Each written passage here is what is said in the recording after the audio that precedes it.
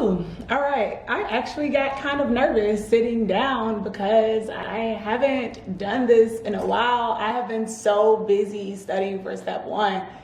And I had originally told myself I wasn't going to do an update video or anything until after I sat for the exam, when I actually have time to do edits and all those things. So please accept me as I am, because I'm coming at you in real, raw form and footage. But anyway, hey besties, welcome back to Made It to Medicine with Vix. That's me, and I'm a rising third-year medical student at the University of Illinois College of Medicine on the Chicago campus. I don't want to say I come to you weekly with videos about my pre-med term med school life and everything in between, because it hasn't been weekly. It's been about a month since I dropped the video, but I'm gonna get into all of that in this here video. If you're new here, hey, please hit that like button, hit that subscribe button, do all of that, and then yeah, let's just get into the meat of everything. So if you study with me, I post my weekly study hours on my community tab. I have been gone away for like a week or so, right? Because I went on vacation. I went down to Springfield, Illinois, to Southern Illinois University School of Medicine's graduation to support my friend Raquel. That video is coming soon.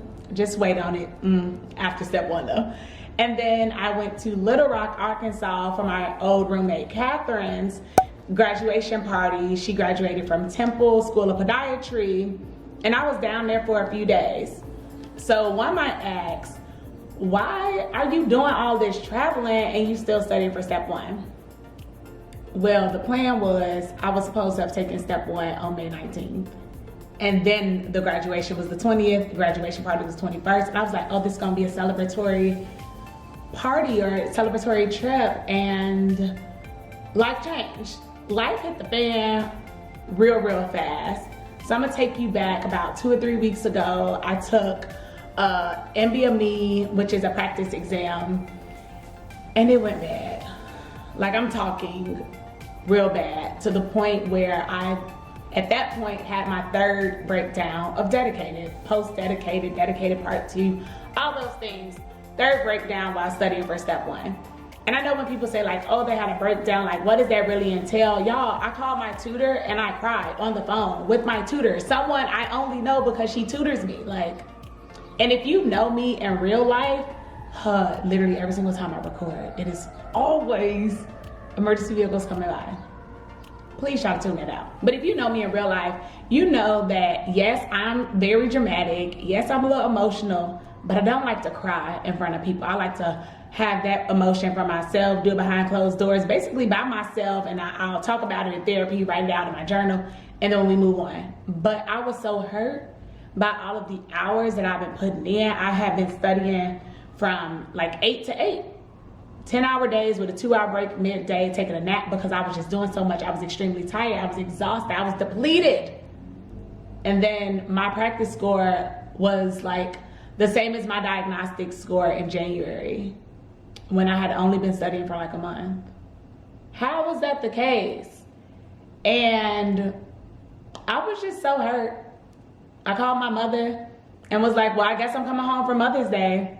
Because since I planned to take the test that Friday, Mother's Day would have had me at 5 days out. And my mother had forbade me from coming home because she knows the importance of this exam, all those things. I was like, well, I guess I'm coming home because, I mean, I'm not sitting for the test. Like, I have to cancel my exam. At this point, it's not even about, like, let's reschedule, let's push it back, you just need this much amount of time. No, I didn't know what I needed, and I honestly was at the point of, I give up. Like, this can't be all the work, the time, energy, effort that I've been putting into studying. Like, this can't be it, right? So I took the next day off, stayed on the phone with my friend literally for like 3 hours, and she's a fourth year at another school, and she was like, look, I'm off for the whole month. I don't start rotations until next month. Do you want to get on Zoom tomorrow and do some questions together? I'm like, I mean, I guess, you know, I've been doing this with several people, but I guess it'll be worth it. Yeah, when I say this has been life-changing, like, she is really giving me the test taking strategies that I have been looking for. What we do is go through some questions. She makes me put the notes box over the answer choices. I read the question out loud to her, then summarize it like a patient presentation. 25-year-old female presents with chest pain, nausea, vomiting, and basically giving the pertinent positives, which would be what I just said, and the pertinent negatives. No hypertension, no tachycardia. And then she's like, okay, so what's your prediction? Like, what do you think is going on with this patient? And I'm like, I don't know. She's like, Vicky, don't do that. Like, stop shutting yourself off or like telling yourself that you don't know anything. Girl, you've been studying for 5 months. You know something. Like, you might not be ready to take the test, but we need to like reshape, and shift how you've been thinking about this exam. Stop going to the answer choices, letting them confuse you. Have a prediction. And I'm just like, girl, I don't know. So we've been doing that like almost that first week. It was almost every day. To the point where I see certain things like 27-year-old female comes in with an IUD and she has mucopurulent discharge. And what else is it? Oh, the bacteria is filamentous rod, gram positive, and what do you treat it with? First of all, there was a lot of things going in right there. I had to know that this person has PID. It's so crazy. I use so many acronyms all day. I kind of forget what it stands for. But pelvic inflammatory disease, and it's due to her having this IUD, and it's all because of she got actinomyces. And how you treat it is removing the IUD and with penicillin. But like, I needed to get to that before seeing the answer choices, because the answer choices could try to trip me up. They could put amoxicillin, or they'll put like vancomycin, all these different drugs, or they'll even say continue contraceptive use. And it's like, no, she needs to stop the contraception because you can't fully treat actinomyces as long as the IUD intrauterine device is inserted. So all that to say, Kia has been pushing me and pulling out of me information, knowledge that I've already had, but that I have lacked the confidence on whether I've had it or not. I am grateful for her that she's willing to assist me. Like, she's taking step 1, she's taking step 2. She's just about to apply for residency and be smooth sailing her 4th year. And in her break month of just working, she's helping her friend out. Like, shout out to you, Kia. Literally appreciate that. You don't have to do it, but you are. That's real friendship. That's real love. Shout out to my tutor for me even being able to take that test taking strategy and implement it in our testing or in our tutoring sessions. Her not being like, I don't know, trying not to do it and like, but it's not what I'm doing. She literally was like, oh, this is golden. I should have been doing this a while ago. And also shout out to me for advocating for myself. My best friend straight up told me, you need to get another tutor that can go through every single question on your practice exams with you. Spoke to the dean the day after that exam. She was like, all right, I'm gonna get you set up with another tutor. That another tutor, I wasn't really feeling it. It wasn't really a good fit for me. So advocated, and now have a new tutor, someone I've never worked with, and we're gonna meet for the first time next week. I am sharing this with y'all because I vowed to be authentic, relatable, and transparent. And when I said I wasn't going to posting more videos until taking step 1, it wasn't because I was trying to keep this from you, because when I made that post on Instagram saying like, I got my date and I'm sticking to it, I don't really share my dates with people because it gives me anxiety.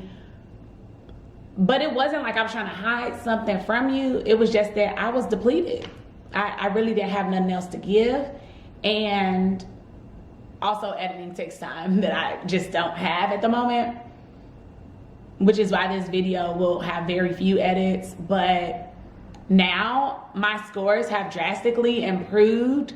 I am making Anki cards for every single question that I get wrong instead of pulling the cards directly from Anking, because they are just pulling like the general information of what you should know, but it could be some other things that I don't know, and I still won't know them if they don't have that already in a pre-made deck. I am still doing some pre-made decks like the micro, the farm, the biochem, and anatomy deck. But even for those questions, if it's something I genuinely do not know, I write it down. Just because I need to know it. Like neutrophilic inflammation, alcoholic hepatitis. Like, I had to write down that buzzword because that's just, they gave me all these increased neutrophils, bands increased, all these things, and I just couldn't figure it out. And that's a blood cell neutrophils. Sorry, they fight bacteria and infection. But point being is, for the first time, y'all, I feel confident. I won't say I'm 100% there, but I feel a lot more confident in my abilities, my capabilities, and that I will actually be sitting for step 1. Please don't ask me when my test date is, because I don't have one. You have to pay national, MBME, National Board Medical Examinations or Examiners. You have to pay them every time you change your test. So if you change your test like 45 to, let's say, 30 days before your exam, it's $35. If it's 34 to, let's say, 6 days before your exam, it's $100. And 5 days or less, it's $128. Give or take those days, but that's the dollar amount, right? I changed my test twice. That was $35 times 2, which is $70. And the test originally cost $660. And then I needed to pay for another permit because your permit is only valid for 3 months and mine expires May 31st. So I had to pay $70 for that. So now that's $140 additional dollars that I've paid.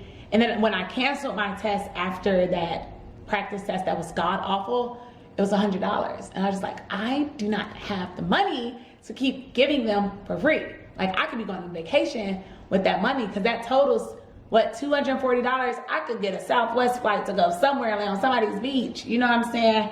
And so I'm not doing it. So when you ask me when is my test date, I'm not lying to you. I don't have one.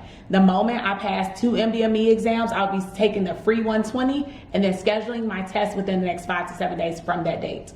And I'm really hopeful that it'll be mid to late June, because listen, we got to get this over and done with. If the confidence is here, we have proper analysis skills that have been cultivated within me. I'm doing my Anki every single day, and it's not 4,500 cards. I only have like roughly 1,000 to 1,100 cards to do, which is manageable. I'm getting there. I'm being honest with myself and knowing that it has taken me some time, but that's nothing to be ashamed of. It's nothing to be secretive about. Like, I have no problem with being honest and letting y'all know that my route, it ain't never been straight. So it's still a little twisty-turvy right now, but I'm still on it. I'm still on the journey. I have not given up. I'm not going to give up. I'm going to stop putting that negative energy out there in the atmosphere. I'm not quitting. I am no quitter. I am a winner. And I'm going to continue to put myself in the best position to win. So, I mean, that's really my update for y'all. I do have some footage from that day when I took that exam. I'll drop that at some point. But I just want y'all to know what's going on with me. I'm in good spirits. I'm in great spirits. And the weather is great, so that, you know, also makes me feel a little bit better. But I will catch y'all in the next video. Check out any playlists on my channel if you want to get caught up on my life, because, yeah, I can't even tell you when the next video is going to be, but it's going to come, okay? Catch y'all next time.